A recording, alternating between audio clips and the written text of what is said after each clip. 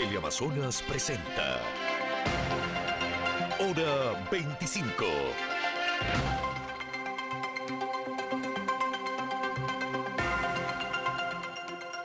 Saludos cordiales, muy buenas noches. Gracias por acompañarnos. Este es el programa Hora 25. El manejo político del gobierno de Guillermo Lasso es un factor fundamental en la estabilidad y en la consecución de sus afanes. Hay un viejo adagio que refiere que la economía se maneja con la derecha y que lo social se conduce con la izquierda. El presidente electo deberá entonces leer los resultados del 11 de abril. Habrá que sintonizar los anhelos nacionales. Tendrá que comprender muchas aspiraciones de colectivos y organizaciones sociales que están por fuera de una política puramente liberal.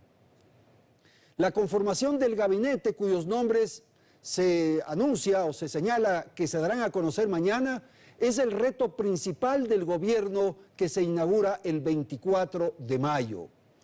La dirigencia política deberá ser sensible y abierta para comprender el momento que vive el Ecuador. Es hora que los políticos sean desprendidos y que piensen en el Ecuador en su conjunto antes que en intereses y aspiraciones personales o partidistas. Lo que ocurre en la Asamblea Nacional es también un tema central en el dibujo del Ecuador que todos esperamos, que todos aspiramos. Estos son los temas que vamos a tratar esta noche aquí en Hora 25. Para ello doy la más cordial bienvenida a nuestros invitados y nuestras invitadas. Irene Vélez, ella es académica, estratega política, analista. Gracias también a Manuela Pic, profesora, periodista y activista política. Gracias a Jacobo García, él es sociólogo, estratega en comunicación política. Gracias a Santiago Chiriboga, politólogo, especializado en marketing político y fundador de El Dato. Aquí empezamos, saludamos a nuestra audiencia. Belén, buenas noches. Muy buenas noches, Andrés, amigos televidentes. Bienvenidos a un nuevo programa de Hora 25. Guillermo Lasso logró revertir los casi 13 puntos porcentuales de desventaja con los que arrancó la campaña de segunda vuelta frente a su rival correísta Andrés Arauz. Lasso logró ganar en 17 de las 24 provincias del país, un resultado sorpresivo, puesto que en primera vuelta solo se llevó la victoria en 2 provincias, Pichincha y Galápagos.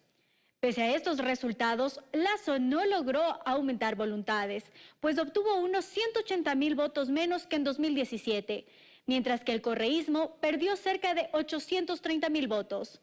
Lo que se evidencia es un incremento del voto nulo, que alcanzó el 16,3% de los votos totales, una cifra sin precedentes, pues el porcentaje máximo se registró en la primera vuelta de 2006, cuando el nulo alcanzó el 11,8%.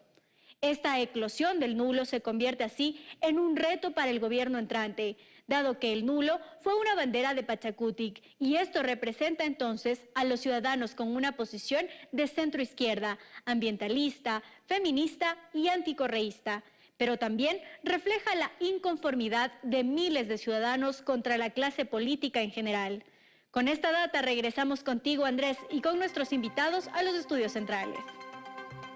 Gracias, Belén. Y lo que surge a partir de estos datos es una pregunta que permite luego establecer o plantear cuáles son las tareas del nuevo gobierno, del nuevo presidente. Y voy a empezar con Jacobo García. Tal vez una pregunta elemental, pero que hay que formularse.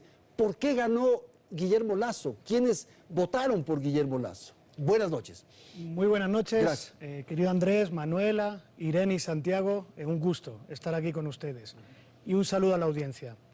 Creo que ganó porque el concepto de país que propuso para el momento actual que vivimos fue el que más convenció. Es decir, esto del Ecuador del encuentro finalmente para mí es como la propuesta de unir cristales rotos, un país descompuesto, un país que atraviesa múltiples crisis, no solo una crisis económica o sanitaria o política.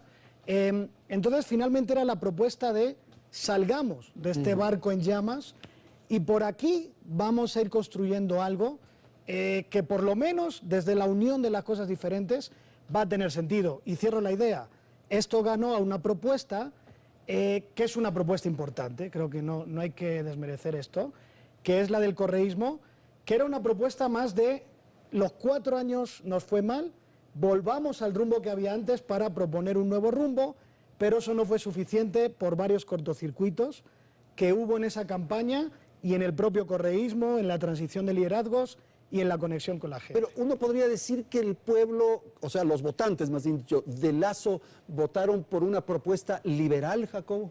No, yo creo que no. Y esto para todas las cosas en Ecuador, creo que el voto no es predominantemente ideológico. Y esto no quiere decir que el ecuatoriano no tiene ideología, sino que se construye bajo otro tipo de etiquetas y de relaciones con los candidatos. Y es importante porque eso es lo que debe leer el nuevo presidente, ¿verdad? Exactamente. Entonces voy a dar la palabra a Irene en Guayaquil. Por favor, Irene, su apreciación de este punto de inicio del programa. Buenas noches, le escuchamos.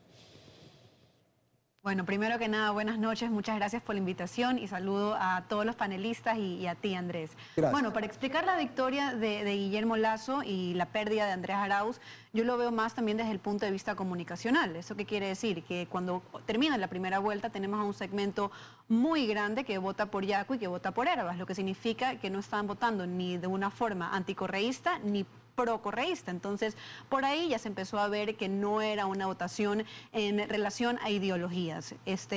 Ya los votos, digamos, duros, solamente eran el 20% que tuvo Guillermo Lasso en la primera vuelta y el 33%, el famoso 33% de Arauz. El resto del país simplemente estaba buscando un político con quien se pudiera identificar. Y en la segunda vuelta electoral tenemos a un Guillermo Lasso que logra captar eso de ahí, al seguir un poco la receta que ya había demostrado efectiva Yacu Pérez y Hervas, que era demostrarse como menos político, mucho más cercano a los ciudadanos, abierto a los ciudadanos.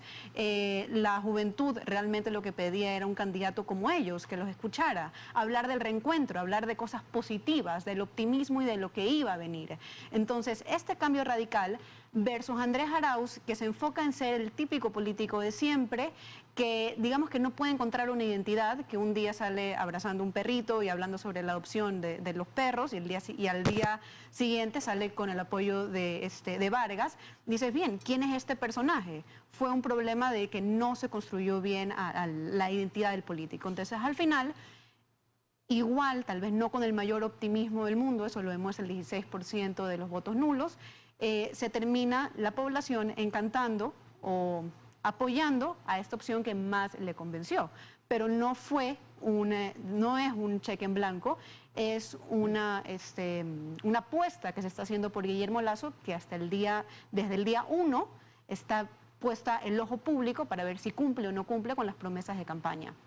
Ok, gracias Irene. Voy a ir con Manuela. Manuela, hemos planteado este primer punto para la conversación porque esto nos permite entonces señalar o definir cuál puede ser el sendero, el camino del nuevo mandatario si logra leer, entender lo que ocurrió en las urnas. Buenas noches. Agituta Machicuna, gracias por la invitación. Creo que es importante recordar que hay 17% del voto nulo, pero hay un tercio de la población que no votó por ni el uno ni el otro, y hay un tercio de la población, de los votantes, que votaron por Lasso. Entonces él realmente entra con un tercio, entra al Congreso con mucho menos, ¿no? Entonces es un gobierno muy débil que solo va a lograr gobernar escuchando a la población. Y claro que podemos decir que Hervas, Yacu captaron el voto joven, pero más allá del voto joven hay el voto ambiental. Estamos en una crisis climática sin precedente y las nuevas generaciones están muy preocupadas con eso, ¿no? Hay un voto feminista, los niveles de femicidio aumentan todo el tiempo y la pandemia nos dejó con mucho más femicidio y violencia doméstica. Entonces, hay otras preocupaciones que estos candidatos visibilizaron. Por ejemplo, una agenda política ambiental sí vende, sí trae voto. Y esto es una novedad en el Ecuador. Antes se decía que no, hablar de ecología no trae voto, sí trae. Y ahora todos estuvieron prometiendo el agua, el verde, el Yasuní, algo, ¿no? Entonces vamos a ver hasta qué punto van a lograr mantener estas agendas. Lo importante es, en clima de pandemia, de violencia doméstica, de femicidio, de pobreza, de endeudamiento nunca antes visto y de crisis climática, ¿cómo vamos a salir adelante? Entonces, si el nuevo gobierno no logra escuchar estas tres demandas y trabajar junto con la población, vamos a volver a las calles y yo diría no como en el octubre 19, va a ser mucho peor. ¿Y usted cree que el presidente tiene que entender, leer justamente esto para lograr una posibilidad de gobierno? Yo creo que el presidente no tiene la capacidad de leerlo. Es un banquero de élite de Guayaquil que viene de un sector que mandó los indios al páramo, ¿no? Y que ha participado en la represión del octubre. Lo que el presidente puede hacer de manera muy simple es solo escuchar, sentarse, escuchar e intentar diseñar una agenda y avanzar junto con... Pero usted no es muy optimista de eso. No, yo creo que todo es posible. Solo viendo. Si él quiere, si su gobierno, su equipo, si quieren escuchar, lo pueden hacer, es la cosa más simple del mundo, escuchar. Es una cuestión de voluntad política. De voluntad política. Santiago Chiriboga, su apreciación de lo que han dicho sus colegas, sus compañeros de panel en esta primera ronda, por favor, buenas noches. Muy buenas noches, muchísimas gracias Andrés, hola Manuela, Jacobo, Irene, muchísimas gracias por tenerme. Sí, yo junto con mi socio cofundamos una iniciativa que tuvo el objetivo de que los jóvenes tengan un voto consciente en estas elecciones. La plataforma se llamó eldato.es y lo que buscaba precisamente es crear conciencia en los jóvenes para que tengan un voto razonado, para que aprendan por quién están votando y si verdaderamente su candidato se parece a sus ideales. Cuando nosotros empezamos este proceso, al principio se nos hizo muy complicado que los candidatos y el equipo de los candidatos nos atendiera. Nosotros éramos una voz joven con una iniciativa que recién estaban haciendo y fue muy complicado lograr que ellos nos atiendan hasta que ya luego tuvimos que insistir y luego de la insistencia y buscar y trabajar, logramos un acercamiento con los candidatos. Pero también agregar algo de lo que dijo mi copanelista Manuela, hay que también darle una oportunidad al presidente para que pueda ejercer las propuestas que él dijo durante esta campaña y que, como dijo Manuela, es tiempo que él escuche, pero ojalá también implemente ese plan de gobierno y ese proyecto que ganó las elecciones y se acercó con estos proyectos ambientalistas, escuchando a los jóvenes, escuchando a las mujeres. Son problemáticas necesarias que antes no se hablaban y el día de hoy se están hablando y esperamos que en estos 4 años de gobierno se implementen y estén en plan de acción. ¿Dónde se va a expresar la oposición, Irene? Esta es otra pregunta que habría que formular en esta primera parte del programa, en este primer segmento. Porque claro, estaremos muy atentos a lo que ocurre con el presidente. Mañana se dice, van a dar a conocer a algunos miembros del gabinete. Pero ¿qué ocurre con la oposición? ¿Dónde se va a expresar en los primeros meses la oposición, por favor? Irene, por favor. Gracias. En cuestión de dónde se va a expresar la oposición, primero hay que tener claro algo. La oposición se va a expresar. No ha empezado ya el gobierno de Guillermo Lasso y ya ante las fotos del gabinete bueno, no el gabinete, pero digamos que la discusión sobre el gabinete donde solamente se encontraban hombres en esta reunión, no hablo de la foto de 2, sino en las que, digamos, en la visita a Carondelet, ya hay una reacción. Antes de que tomaran cualquier decisión, la oposición, de alguna forma, o quienes le han dado digamos que esta confianza a Guillermo Lasso están diciendo bien, estoy esperando y estoy viendo si vas a cumplir o no con lo prometido. Entonces desde el principio va a haber críticas, desde el principio va a haber, digamos que este seguimiento a las acciones del presidente. Ahora, ¿dónde se va a ver la oposición en caso de que Guillermo Lasso no logre hacer lo que aquí hemos hablado, de esta inteligencia política, de poder escuchar y de poder incorporar demandas que son válidas de la ciudadanía? Primero, creo yo que se van a expresar en la Asamblea. Si es que, a pesar de esto, a pesar de que no se cumplió con un gabinete, digamos, diverso, si es que no se ha negociado, no quiero decir la palabra negociado, pero en cuestión de negociación, de llegar a acuerdos sobre quién debería tener la presidencia de manera legítima en la Asamblea, que debería ser el partido más votado o la oposición si se llega a juntar. Si es que se trata de imponer, vamos a pasar de una oposición de la Asamblea, a, como dijo mi panelista Manuela, a las calles o a las redes sociales. Entonces, sí hay la capacidad, y creo yo que se va a expresar en el Ecuador entero, digamos que en las calles, pero al principio va a haber esta especie de voto de confianza y van a tratar de hacerse a través o de las redes sociales de parte de los ciudadanos o en la Asamblea de parte de los partidos políticos. Vamos a ver qué pasa después. Vamos a ver qué pasa, sin duda. Los primeros 100 días, hay una especie de tradición en el Ecuador respecto a los primeros 100 días. Y quiero destacar o rescatar lo que acaba de decir Irene, la inteligencia política, o sea, entender, ser inteligente y tener una sensibilidad social. ¿Qué piensa usted respecto a esto con los 100 días que le pongo, Jacobo? Sí, yo creo que sí hay siempre una expectativa, hay una tregua, hay esta especie como de luna de miel, en el mejor de los casos, y creo que ahora no va a ser diferente, pero yo señalo algo muy importante que dijo Manuela, y estoy de acuerdo.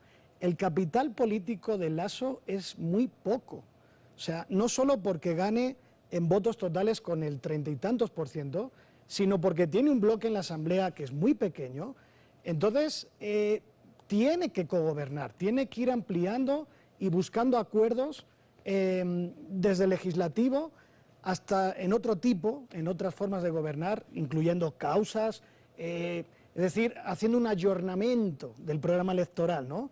Como se dice en el Concilio Vaticano II, sí. En la modernización de la Iglesia Católica se decía este término, ¿no? De que había que modernizarse, había que adaptarse al mundo, a la nueva época. Lasso está obligado a hacerlo. ¿Pero usted cree que eso se debe expresar, por ejemplo, en el gabinete? Hay varias señales. ¿Un gabinete claro. de concertación? Por ejemplo, a través del gabinete, por ejemplo, a través de un pacto.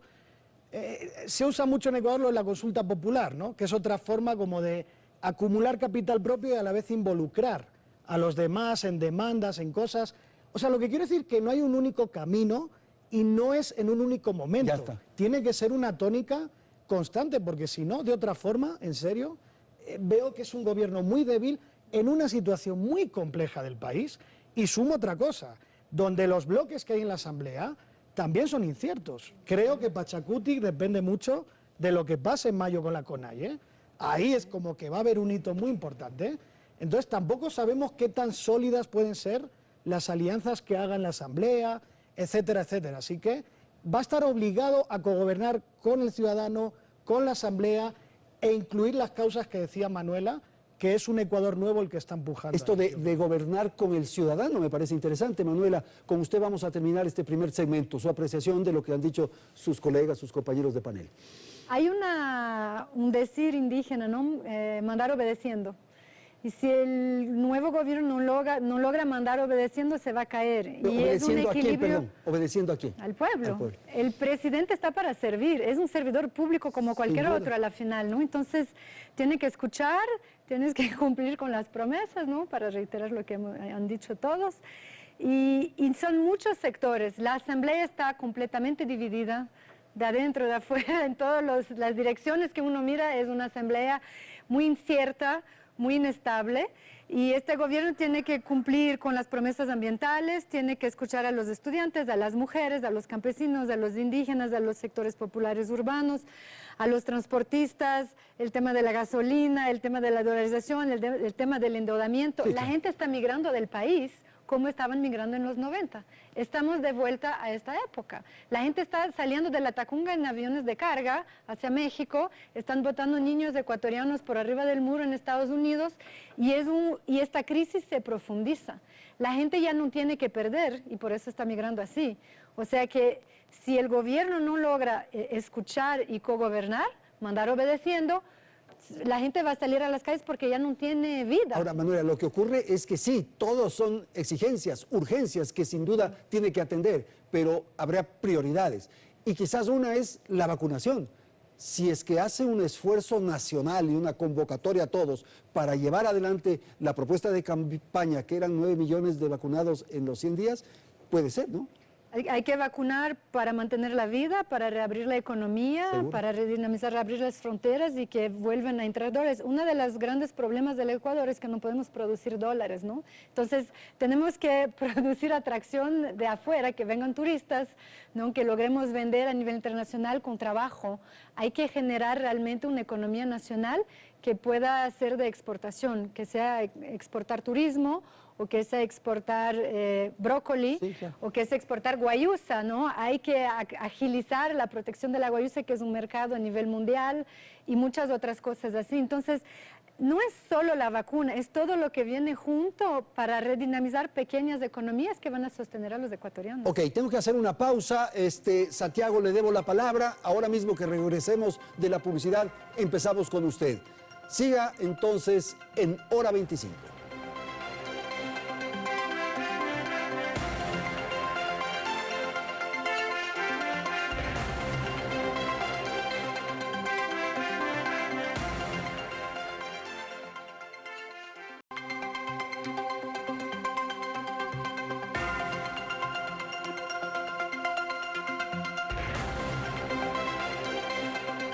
Gracias por continuar en nuestra sintonía.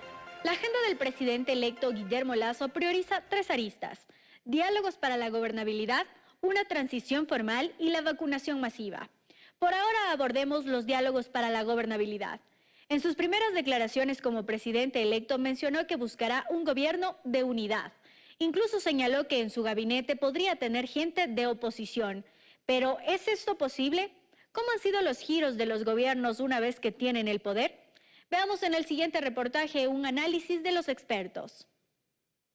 Estoy conversando y haciendo contactos para que los nombramientos correspondan a este Ecuador del encuentro, del diálogo, donde será importante tomar contacto con todos los sectores políticos del país. Esta fue una de las primeras declaraciones del presidente electo Guillermo Lasso, y es que ese discurso de unidad fue quizá una de las cosas que lo llevó a ganar la elección. Él no tiene otra alternativa. El presidente Lasso tiene, por la naturaleza de su victoria, que fue una victoria lograda por fuera de su programa político, pues tiene que atender agendas y colectivos que no estaban inicialmente en su programa. Lo que él necesita en este momento, aparte de hacer acuerdos mínimos, es lograr un gran plan, incluso del encuentro, que le permita afianzar las urgencias del país, como la vacunación, el empleo.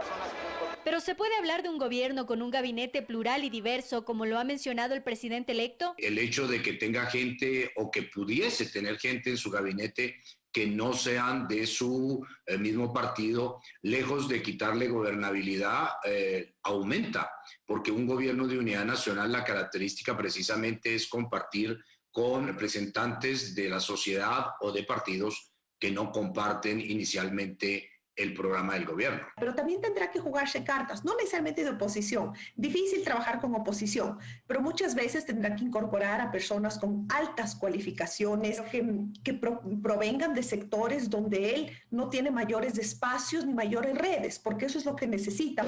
Y aunque la idea de unidad suene bien, ¿podrá pasar del discurso retórico a la práctica?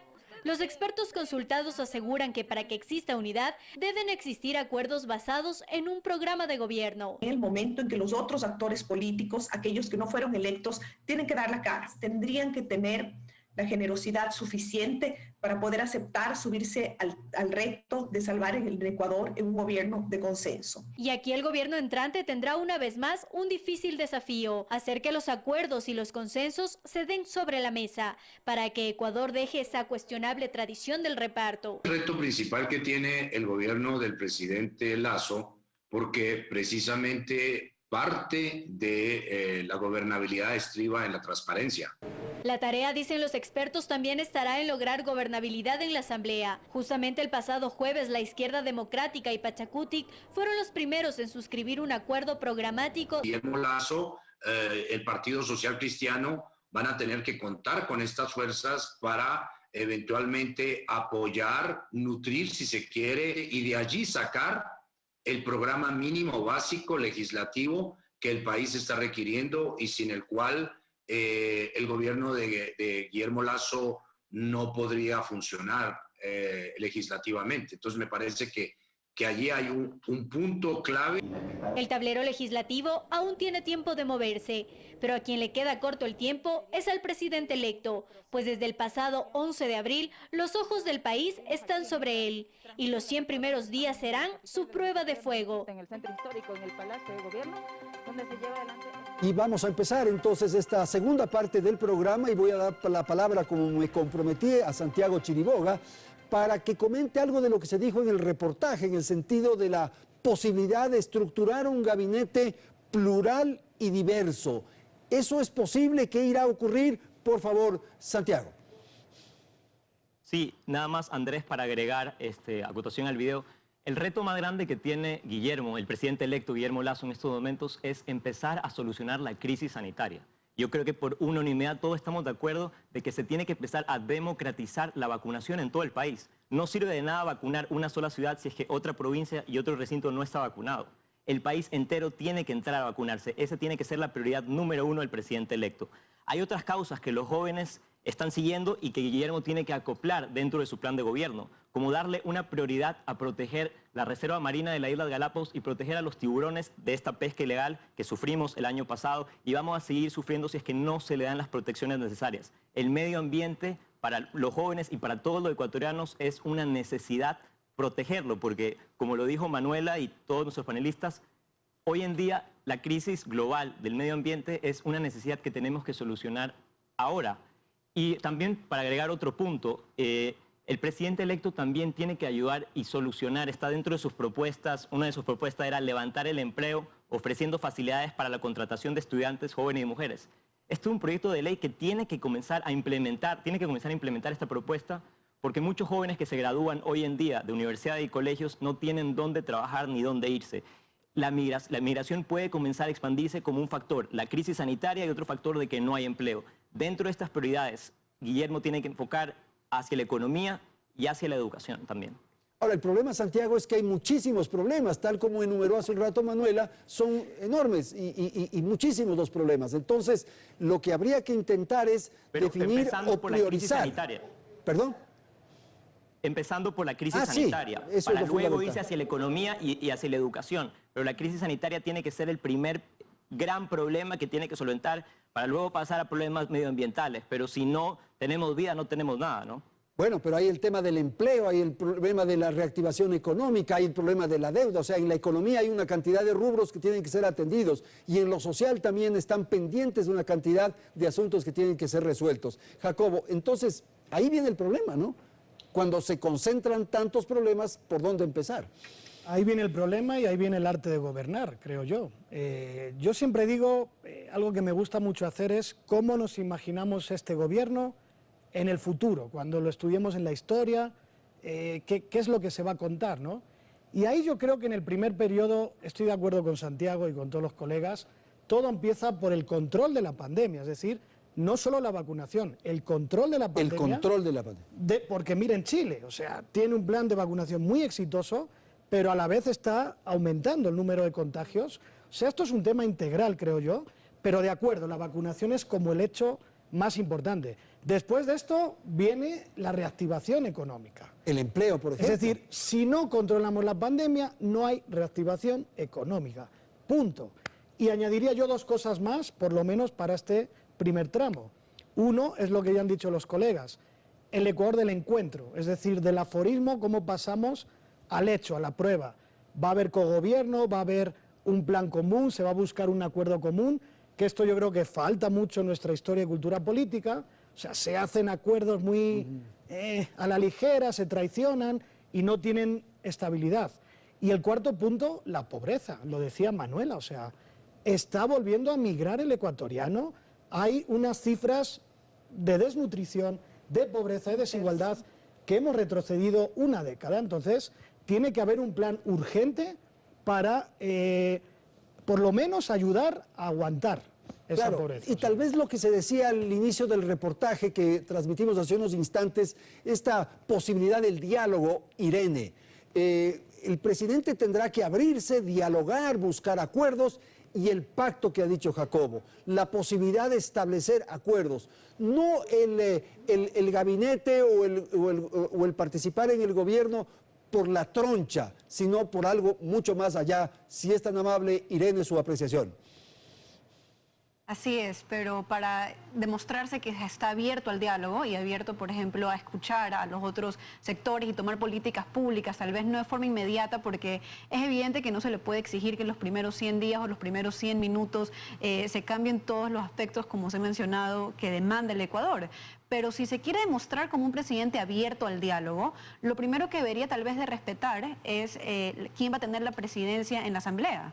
Ya en este caso hay un ejemplo de democrático, ejemplo de civilización por parte de Izquierda Democrática y Pachacutic, donde Izquierda Democrática lo que ha hecho es decir, bien, le toca a Pachacutic poder poner presidente en la Asamblea. ¿Cómo se va a ver o cómo lo va a interpretar el país si de repente la bancada de Social Cristiano y Creo quisieran imponer a un candidato y no respetaran esto. Ahí es un primer momento donde se podría romper este ecuador del encuentro. Ahí podría ser una división simbólica y real entre el presidente de la República y los grupos minoritarios que le han dado su apoyo en este momento. Entonces, creo yo que si bien es cierto, tenemos que estar atentos, por ejemplo, a quienes van a formar parte del gabinete y demás, también está en juego en los primeros días las actitudes del presidente en relación a, por ejemplo, lo que han hecho estos partidos políticos que le están poniendo ahorita, digamos, muy claramente frente al país, diciéndole, ¿estás comprometido con la cogobernabilidad?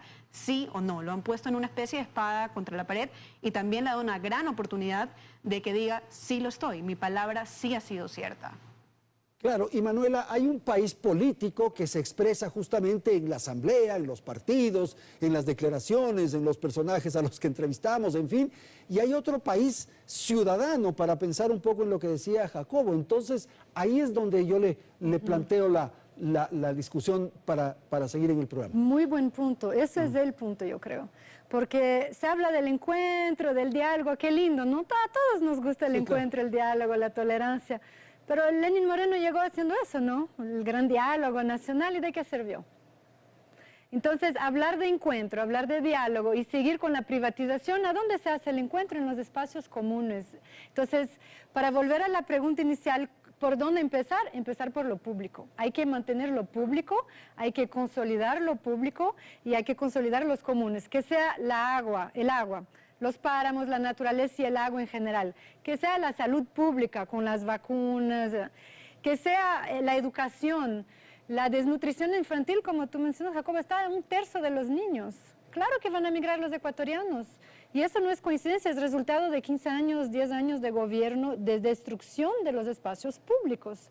Entonces, no puede llegar el nuevo gobierno privatizando la salud para hacerla más eficiente. No, hay que invertir en lo público, hay que mejorar los espacios comunes donde nos podemos encontrar y pensar y gobernar. Pero Manuela, juntos. el debate está en privatizar o estatizar para poner los dos extremos. Me parece que no. Ahora lo que necesitamos es que se resuelvan los problemas. Y si los problemas los resuelve lo público o lo privado, ya está. No, porque el privado es destruir los espacios de encuentro. Entonces, la salud en todo el mundo, miremos la vacuna, la crisis en la cual estamos. ¿Por qué estamos en esta crisis? ¿De dónde viene la pandemia? De la destrucción de hábitat ambiental, de sistemas ecológicos que forzan especies a vivir juntos y generar nuevas enfermedades. Destrucción de los comunes, ambientales, ecológicos.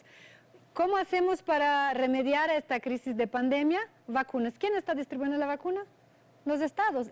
Que sea en Estados Unidos, donde la salud es privada, es el Estado.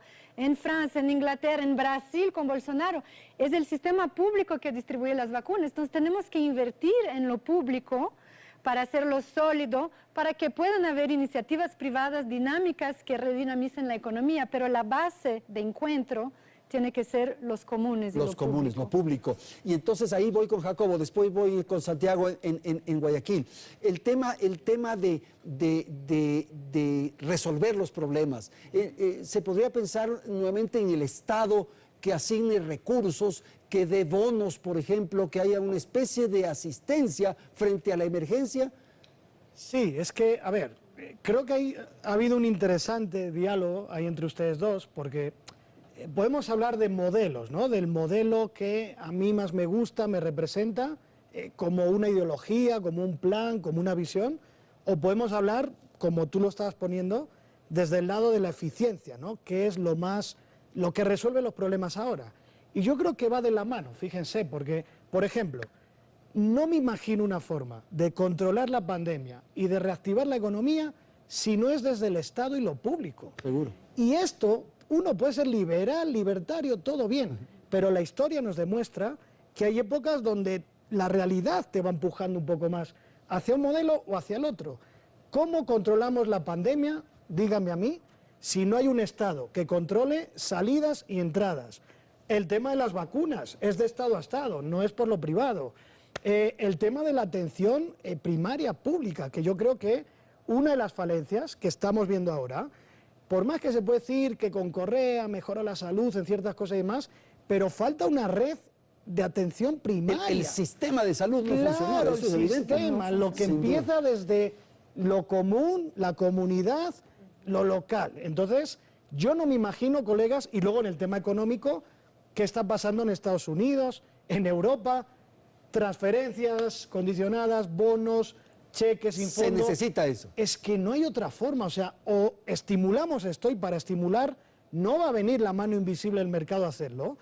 Necesitamos ahora esta intervención y luego habrá problemas o habrá una fase después donde yo soy muy pragmático, ideológicamente hablando, y ahí sí, veamos lo que rápidamente soluciona los problemas, pero necesitamos un marco de encuentro que sí vaya, creo yo, porque el Estado no es más que la representación de la acción social colectiva y de lo público, sino sin duda, eso es otra el Estado. cosa, ¿no? Santiago, entonces ya la campaña quedó atrás, eso es evidente, y ahora toca realizar, llevar adelante las tareas por parte del nuevo gobernante. Pero el nuevo gobernante tendrá que atender estas necesidades, leer lo que está ocurriendo y saber por dónde transitar, por dónde conducir al Ecuador. Por favor, Santiago. Así es, estoy de acuerdo con mi panelista Jacobo, que dice que hay que ir al núcleo, hay que ir al centro, hay que ir a un sistema de salud que sea óptimo. No nos quedemos solo en el diálogo, en que va a haber vacuna un día. No, hagámoslo. Veamos el ejemplo de Israel. En Israel en este momento ya no se está utilizando mascarilla. Han sido un modelo exitoso. Intentemos seguir modelos exitosos que se han implementado afuera y que hoy en día nosotros desde acá le vemos como ojalá algún día fuéramos como ellos. Seamos un poco más como ellos. Pedimos a nuestros líderes, los nuevos que van a ejercer, que si es que están en ese cargo público, están para ejercerlo. Son personas que han sido elegidas para ejercer sus funciones. Por favor, que estén ahí para cumplir y sobre todo para salvar la vida de los ecuatorianos que en este momento se están perdiendo. Prioridad número 1, salvar las vidas. Ahora, pero para eso tiene que convocar, tiene que provocar el diálogo que estábamos señalando hace unos instantes. Sí, pero no es suficiente el diálogo. Hemos visto que el diálogo a veces solo se queda en la mesa y no va a la acción. Tiene que haber un plan de acción, pero un plan de acción que sea para el ya, para el ahora. Que no solo se queden, sigamos dialogando y pasamos un segundo diálogo y un tercer diálogo y nos quedamos años dialogando, pero no hay ningún plan de acción. Tiene que haber un plan de acción. Ahora, inspirémonos en países internacionales, lo repito, pero también puede ser un poco peligroso caer en este discurso de privatizado malo, Estado bueno o viceversa. Hay que inspirarnos y ser un poco más pragmáticos en ir a modelos exitosos y si es que los modelos funcionan en nuestros países, implementarlos, pero no nos quedemos en adoctrinamiento de antiguos que puede ser muy perjudicial para todos los ecuatorianos. Manuela, por favor, sobre esto. Yo estoy de acuerdo que el Estado no es bueno, por si acaso.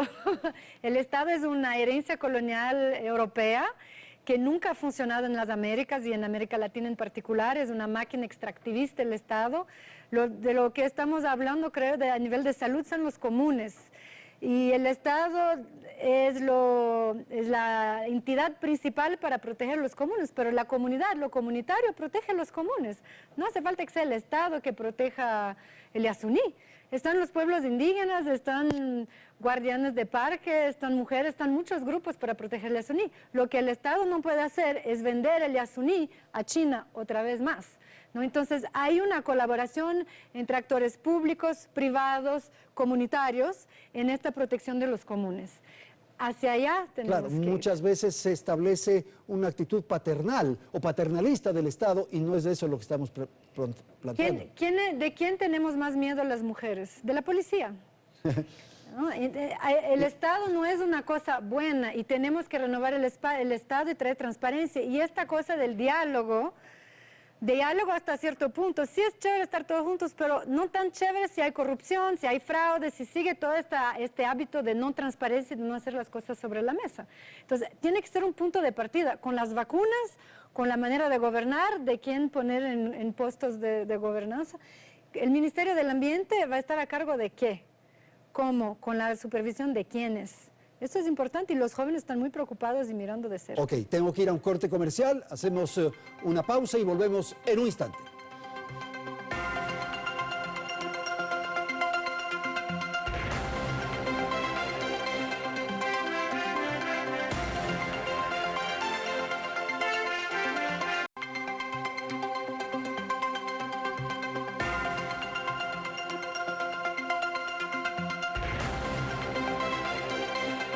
Bien, vamos a ir al segmento final de nuestro programa. quiero dar la palabra a Irene Vélez para un tema que me parece fundamental, y es que el presidente Lasso, el presidente electo, defina exactamente el programa. Eso va a permitir que haya voces que se adhieran, que incluso cuestionen, pero fundamentalmente definir el sendero, el camino por el cual va a transitar el Ecuador en los próximos años. Irene, por favor. Por supuesto, a ver, me quisiera sumar un poco también a las respuestas anteriores sobre la necesidad no solamente de dialogar, sino también de tomar acción. Y creo que para eso está la figura de Guillermo Lasso y su propuesta de los 100 primeros minutos y la reforma tributaria que quisiera pasar en esos momentos. Ese tiempo, por así decirlo, va a ser no solamente necesario, sino también trascendental, porque si tiene éxito en esos primeros 100 minutos, con todas las reformas, por ejemplo, incluso los primeros días, si llama a la consulta, si tiene una especie de gobernabilidad con la Asamblea y le da, digamos que ampara o persigue la presidencia de Pachacutic y demás, lo que va a demostrar al final del día es que va a imponer el estilo, por ejemplo, imponer el ritmo de baile que deberían de seguir los otros actores, porque con los 100 primeros minutos, si es que tiene ideas claras, concisas, si logra, por ejemplo, abrir los puntos de vacunación, va a tener 4 millones de vacunas a su disposición del anterior gobierno y demás, y empieza a mostrar eficiencia y empieza a mostrar espacios de diálogos, lo que va a hacer al final del día es que los otros actores políticos van a querer sumarse. En otras palabras, no va a ser atractivo electoralmente ni para la ciudadanía querer ser oposición de este gobierno, pero todo eso de ahí está en los primeros, no solamente 100 días, sino en los primeros 100 minutos que ha prometido. Entonces, la tonalidad con la que empiece Lasso, los espacios de encuentro donde empiece Lasso, respetar o no la decisión de Pachacutic de ser presidencia, respaldarla o no, van a ser trascendentales a ver si va a conseguir con el apoyo o no de su gobierno. Entonces, eso me parece esencial y demostrar su eficiencia a través de estos primeros decretos, ahí debería estar la mira de todos los esfuerzos de parte de este gabinete. Lo que ocurre, Irene, es que el gobernante tiene que tomar decisiones y esas decisiones a unos gusta y a otros no. Mañana mismo, cuando ya se den los nombres de los miembros de gabinete, habrán muchos resentidos, sin duda, que aspiraban a ser integrantes del equipo de gobierno. De modo que al minuto que toma decisiones, comienzan a generarse estas tensiones y estas dificultades. Por supuesto, o sea, eso de ahí ya es parte del presupuesto de Guillermo Lasso tiene que ser que va a contar con oposición. No, eso es irreal si tiene un 16% que votó nulo, que no decidió votar ni por el uno ni por el otro. Y tiene también a un sector correísta también que tiene una, ya digamos que es oposición.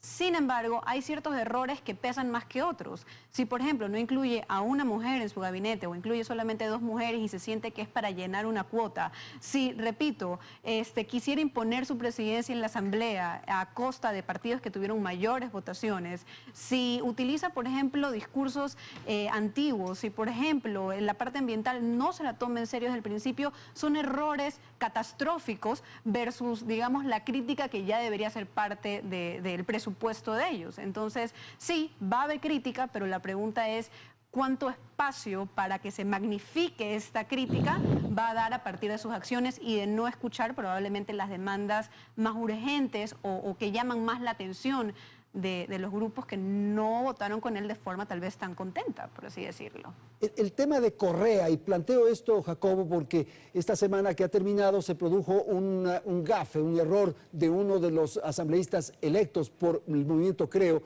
respecto a un indulto a Correa. Entonces, Correa tiene una virtud, si cabe, y es que cuando aparece, cuando está presente, genera en este otro sector una adhesión. Todos se unen para enfrentar a Correa. La figura de Correa va a estar presente, ¿qué cree usted? ¿Y qué va a permitir para efectos del gobierno que se inaugura el 24 de mayo? Bueno, creo que este es otro misterio, porque hemos hablado mucho de lo que se nos viene desde la óptica de Lasso y su gobierno. Claro. Pero también dentro de cada bloque de la Asamblea hay una serie de enigmas que es muy difícil responder. Dentro del correísmo, ¿qué es UNES? Era una alianza electoral. Ahí hay metidos 2 partidos, Centro Democrático, Fuerza Compromiso Social. ¿Quién va a cohesionar ese bloque? Correa, sí, sabemos que, y de hecho una de las virtudes del correísmo es que son bastante orgánicos, ¿no? Tienen un bloque generalmente bastante alineado, pero antes dijo Irene una cosa muy importante. dependiendo de lo que va a pasar en estos años y de las expectativas que va a haber con el gobierno de Lasso, esto va a mover las expectativas también de esos actores. Si Correa o quien lidere ese bloque tienen posturas de oposición muy intransigentes por determinados cálculos, ¿no?, y eso no va muy a la par de lo que se vive en el país, no se sorprendan que empiece también a resquebrajarse ahí o que empiecen a aparecer actores del nuevo correísmo que reclamen su espacio también. Una habilidad que tienen muchos gobiernos es justamente crear un opositor, crear alguien que les genere este enfrentamiento. Y qué mejor que Correa, me parece, para el interés de Lasso, ¿no? Así es como ganaron la segunda vuelta y yo creo que eso siempre sirve en el discurso y en la praxis política. Pero ojo, ponemos mucho el foco en el correísmo, yo hago la misma pregunta. ¿Qué pasa en Pachakutik? ¿Eso es un bloque monolítico? ¿Está cohesionado bajo la figura de quién? ¿Qué pasa si gana Leonidas Issa Laconaye? Yo lo escuché estos días en entrevistas, veo una ruptura muy fuerte ahí dentro, ¿no? Entonces, ahí es otra cosa. Y sobre la idea, bueno, parece que un poco ha cerrado filas bajo la figura de Vilma, pero también sabemos que ahí hay corrientes, divisiones, y como decía Irene también, y cierro la idea, finalmente yo creo que en el Ecuador, y por esta mezcla también de las etiquetas ideológicas y demás, y la debilidad de los partidos, cada gobierno va formando sus propias coaliciones, habrá movimientos, unos se cambiarán, integrarán a unos, saldrán otros, porque es la historia de nuestro país. Bueno, y habrá que dividirlos, habrá que romper esas unidades, Divide y vencerás, tendrá que Andrés. haber un ministro o una ministra de gobierno de una enorme capacidad. Además es que hace falta esa división, ¿no? Sí. Pero que no sea como lo que pasó con Lucio, de incluyo para finalmente hacer lo que me da la gana, o sea, que sea algo de verdad. Santiago, por favor, su apreciación de lo que estamos tratando, si es tan amable, adelante. A mí me parece muy interesante lo que dice Jacobo, sobre todo lo sectorizado que está la Asamblea y también lo necesario que es tener un personaje para el presidente electo Guillermo Lasso, tener un personaje como el expresidente Rafael Correa. Todo cuento, todo superhéroe necesita su villano, en todo cuento encontramos a un villano. Entonces va a ser también muy interesante ver el papel del presidente, del expresidente Correa en los próximos 4 años y también cómo decide aglomerar a su bloque, porque como dice Jacobo, al final del día, ¿qué es UNES? UNES, ¿quién representa y quién lo aglomera? Es una sola persona, pero al final del día, y si no está él, ¿a quién más representan? ¿Cuál es el peso y el trasfondo de todo? También tenemos alianzas como Pachakutik, ¿no? Hay visiones muy distintas y muy diferentes. La alianza del Partido Social Cristiano y de Creo. Todos estos grupos tienen que aglomerarse y tienen que juntarse por un solo objetivo, que es construir un mejor Ecuador.